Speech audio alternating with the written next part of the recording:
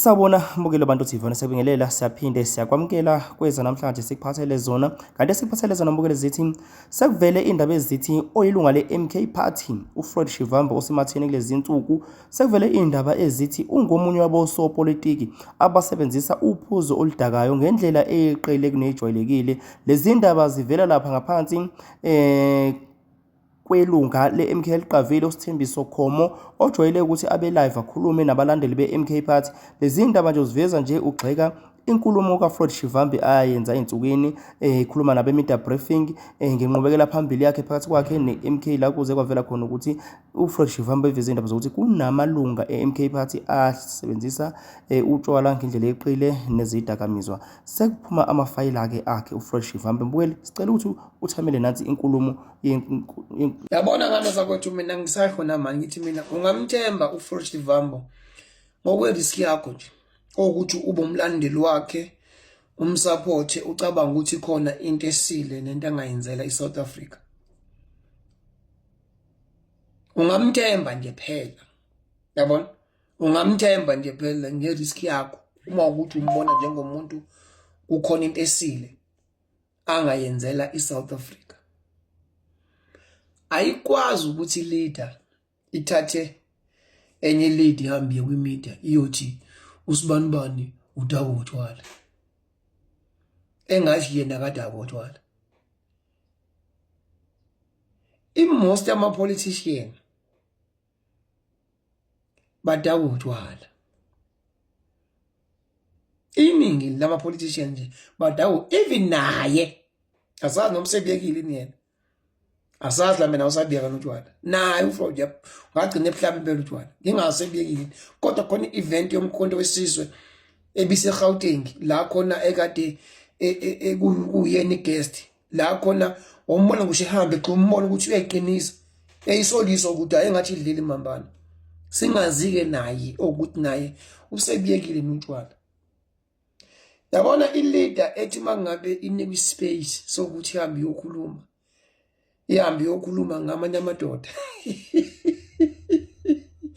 ibini yokhuluma ngamanye ama-leader, hey ngeke bofuthi ungayithemba nje phela nge-risk yakho lowo muntu loyo. Iyangixaka mina lento mina kuyama-member-ke nje esewonke, ngabe we-EFF ngabe we-ANC kungaba we-MK lawo ama-member lawa ahlekayo ukuthi kuthiwe uspokesperson wethu uyadaba.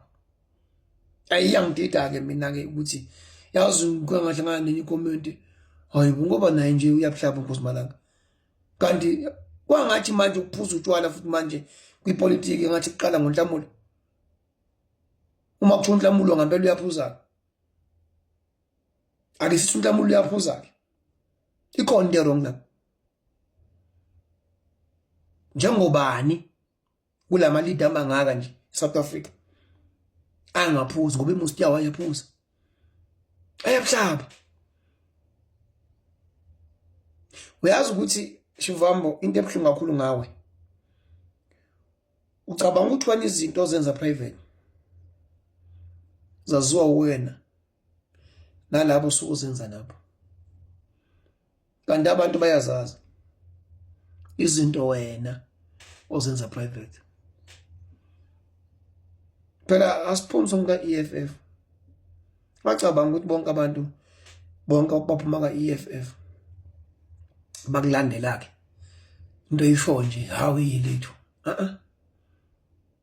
Ngacabanga ukuthi into wena nawe nezakho nawe ekhanda bayazazi abantu bathi bathuli, kodwa wena unesibindi wena so ukuthi wena uyo-expose ezabanye abantu kodwa nawe nezakho. Mina uma uspokesperson wethu kuthi uyaphuza utshwala akuyona inkinga leyo, akuyona nje inkinga leyo,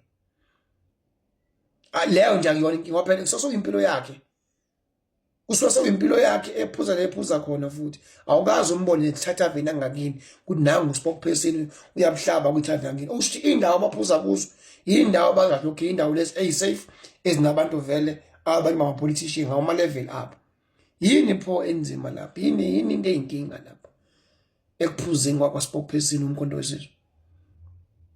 Awungathina sazi nomongameli bamaqembu o president bebuhlabile impela kusho ubaba Ramaphosa nakhona everyday ayibona impela ngathi uyachofa nakhona ubona ukuthi hey kuzimadla ngathi uthe ukudlulela yabo akuyona inkinga leyo bafowethu akuyona nje inkinga wonke umuntu ocanga attack uNhlamulo andamaza amenye into ungam-attack ngendlela ukuthiwa hayi thi uyaphuza abonye le mntu manje ibekele eceleni leyo nje bafowethu ibekene eceleni nje leyo ngoba naye uFloyd naye kunezakhe naye futhi ngiyafisa uNhlamulo angarespondi kulento ngoba ngiyazi ukuthi ningarespondi naye uyoveza amahlazo alompembu kanti akufunakala ke kwenza lokho so nje uma ulandela uFloyd Shivambu ntakama umlandela nje ngerisk yakho ne mawuthi umlandeli wakhe azi ukuthi ulandela ihlathi